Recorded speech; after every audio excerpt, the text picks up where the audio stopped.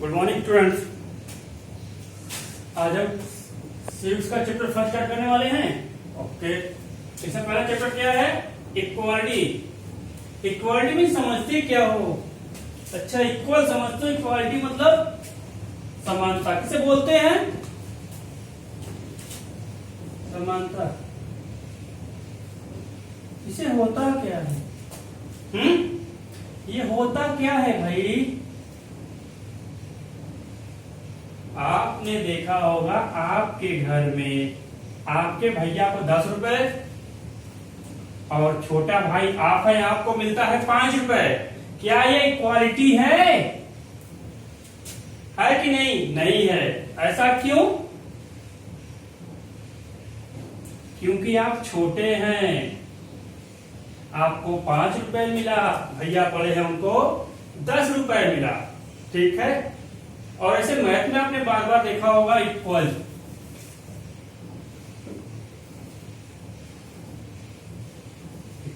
Equal mean बराबर। जो बराबर बराबर होता है, जैसे कि ये है बराबर का चिन्ह है। तो ऐसे ही जो सिविक्स चैप्टर नागरिक शास्त्र, उसमें हमारा जो इक्वालिटी की बात कर रहा है, समानता, अर्थात जो हमारा कॉन्स्टिट्यूशन लिखा गया, हमारा जो संविधान लिखा गया हमारे संसद में, आपने इस चैप्टर में देख रहे हैं। इसमें कई सारे व्यवसायी हैं, लाइन में खड़े हुए कई व्यक्ति हैं। कोई बिजनेसमैन है, कोई किसान है, कोई शिक्षक है, कोई व्यापारी है, कोई बेरोजगार है, कोई प्रिंट मीडिया है। ये सब क्या है? सब समान है कि नहीं? अपने अपने तरीके से कुछ लोगों में राइट्स कुछ ज्यादा होंगे, कुछ का कम होंगे। तो हम इक्वालिटी मतलब हम लोग समानता की बात करेंगे। तो समानता कहते किसे हैं?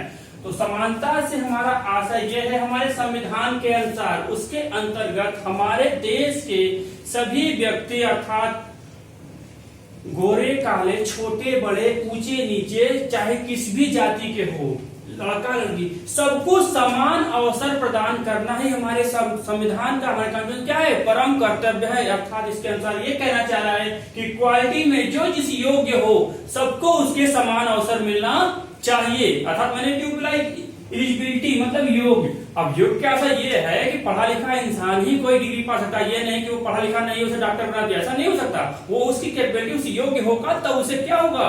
समानता का अधिकार मिलेगा, उसे राइट्स मिलेंगे।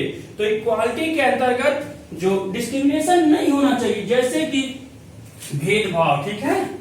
अब देखिए, भेदभाव नहीं समझ आ रहा। जैसे कि आपने, मैंने भी एग्जाम्पल दिया ना कि आपके छोटे भाई के साथ और आपके साथ क्या हुआ? भेदभाव हुआ कि नहीं? डिस्क्रिमिनेशन हुआ कि नहीं? आप क्या कर सकते हो? उसको कुछ आपको तो कर सकते नहीं। लेकिन इसके बारे में आपको जानना पड़ेगा। तो आप अपनी बातों को रखिए। जैसे आपने सोसाइटी में देखा होगा कि लड़कों के अपेक्षा लड़कियां कम पढ़ पाती हैं। ये क्या है? डिस्क्रिमिनेशन ही तो है, असमानता ही तो है। अब इसके लिए हम क्या करें? इसे दूर करने का प्रयास करें। इसके लिए हमें क्या करना पड़ेगा? पहले बातों को समझना पड़ेगा, पढ़ना पड़ेगा। ठीक है। तो आज इस इक्वालिटी जो चैप्टर है, इसमें ढेर सारी आपने वो बातें कह रही कि मुझको ये समस्या है, मुझको ये समस्या है, मेरे साथ ये होता है, मेरे साथ वो होता है। तो इसमें उसने इक्वालिटी की बात की है। तो हमारे संविधान में सभी लोगों को बराबर वोटिंग का अधिकार है। ठीक है। जैसे मताधिकार, राइट्स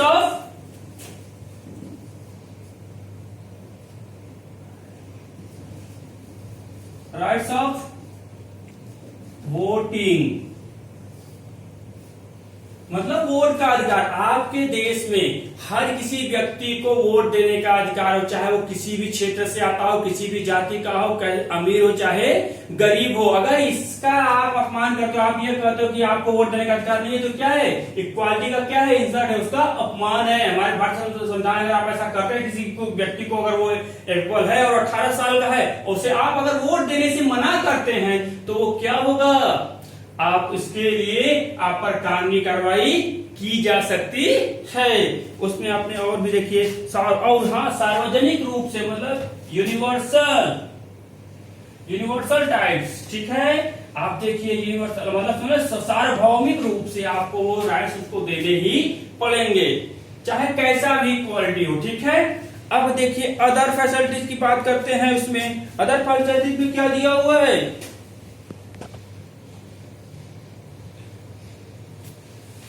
अब अदर फैसिलिटीज में हम लोग आइए देखते हैं। तो क्या एक रिच पर्सन है और एक पुअर पर्सन है। तो क्या सरकार दोनों को बराबर बराबर इक्वालिटी के रूप में उसे सर्विस प्रोवाइड करा सकती है कि नहीं?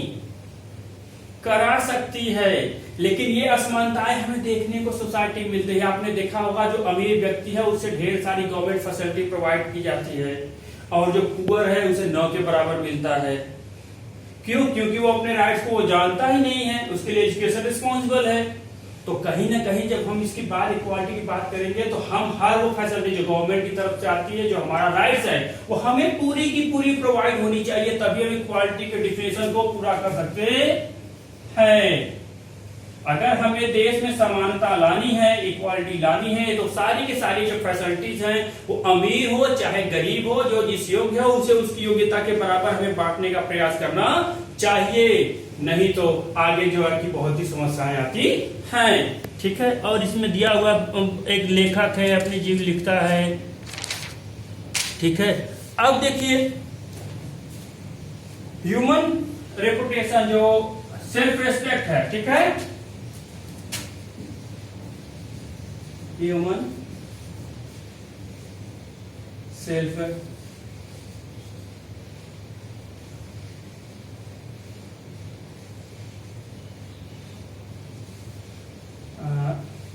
रेस्पेक्ट, ह्यूमन सेल्फ मतलब आत्मसम्मान। आपको पता होना चाहिए अगर कोई व्यक्ति, ठीक है, उससे आत्मसम्मान से जीने का पूरा अधिकार है। इसका मतलब आत्मसम्मान समझते हैं जैसे कि अगर वो कहीं भी सोसाइटी में जा रहा है या उसे कोई चीज मिल रही तो उससे उसके आत्मसम्मान को ठेस ना लगे, उसे वो प्रोवाइड की जाए, वो सुविधाएं उसे प्रोवाइड की जाए। अगर ऐसा नहीं होता है तब ये क्या है? ये गलत है, एकदम ही गलत है। आपने उसमें देखा हुआ कि मध्यम वर्ग, निम्न वर्ग, वाल्मीकि अंशरी परिवार समानता का रखता है। अब देखिए उसमें वाल्मीकि की समस्याएं दी हुई हैं और उसमें कुछ इमेज दिए हुए हैं कि एक छोटा बच्चा जो है क्या कर रहा है, बूट पॉलिश कर रहा है, और इधर देखिए फिर वो अपने हक के पैसे मांगता है। ऐसे फोटो दिया है, वो कोई जंजीर मूवी या कोई मूवी का सीन है, छोड़िए उसको। उसमें देखिए वो कहता है कि हम आपके यहाँ वर्क करते हैं तो हमें वर्क कर रहे हैं तो हमें पारिश्रमिक जो हमारा पेमेंट तो हमको मिलेगा, लेकिन पेमेंट के साथ साथ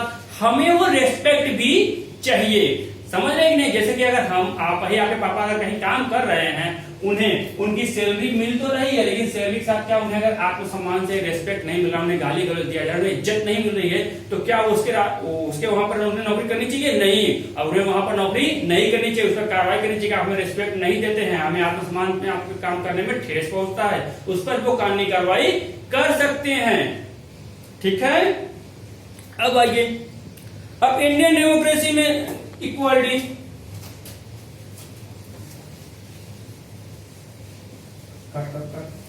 जो 3, हाँ, इक्वालिटी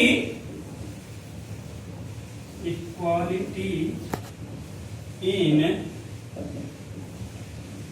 इंडियन डेमोक्रेसी मतलब भारतीय संविधान में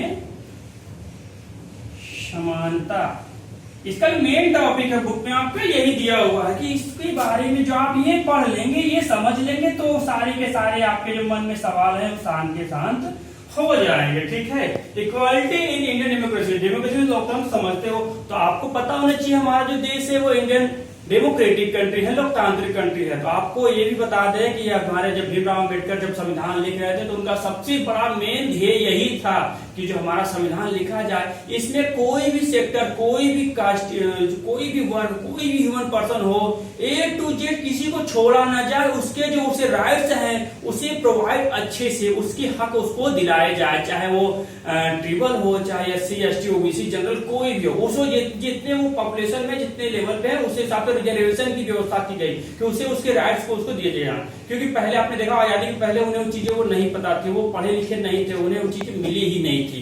तो उस आपके संविधान में उनको भी क्या किया गया, आत्मसम्मान से जीने के साथ साथ वो हर सुविधाएं प्रदान की गई। ठीक है, जैसे कि उन्हें जॉब की बात हो तो जॉब में रिजर्वेशन दिया गया जिससे वो अपने हक को पा सकें, जैसे वो समानता पा सके। आपने पहले भी सुना होगा, पहले हमारे देश में राजाओं का शासन था, फिर राजाओं के बाद फिर मुगलों का आया, मुगलों बाद अंग्रेजों का आया। सोचते ये जो कमजोर वर्ग था, गरीब वर्ग था, जो छोटे जाति या छोटे जो गरीब लोग थे, इनके राइट्स जो इनसे क्या हुए, इन्हें इक्वालिटी धीरे धीरे देखा जाएगा, अनटचबिलिटी मतलब पहले छुआछूत का इतना ज्यादा वो हुआ, ये सब से दूर ही चलते गए। तो हमारे जो इंडियन डेमोक्रेसी है उसमें पूरा का पूरा ध्यान रखने का प्रयास किया गया। तो इसके आधार पर इन्हें फिर अब देखिए ये लोग पहले छोटे जो जाति के लोग थे, छोटे लोग थे, उन्हें मंदिरों में प्रवेश नहीं करने दिया जाता था, तो इन्हें मंदिर में जाने का वो पूरा राइट्स मिला, इन्हें पढ़ने के लिए राइट्स मिला, इन्हें रिजर्वेशन मिला, कहीं आप ये कहीं पर भी जॉब करने के लिए जा सकते हैं। आप सब लोग बनारस में, तो आपने बनारस में जाकर के डीएलडब्ल्यू देखा, डीएलडब्ल्यू में आप देखेंगे तो वहां पर कई सारे स्टेट से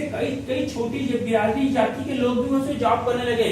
ये किसकी देन है? ये इंडियन डेमोक्रेसी की ही देन है कि वो आज जॉब पा गए। तो उसमें भी क्या था, उनका नाम 9 के बराबर रहा करता था।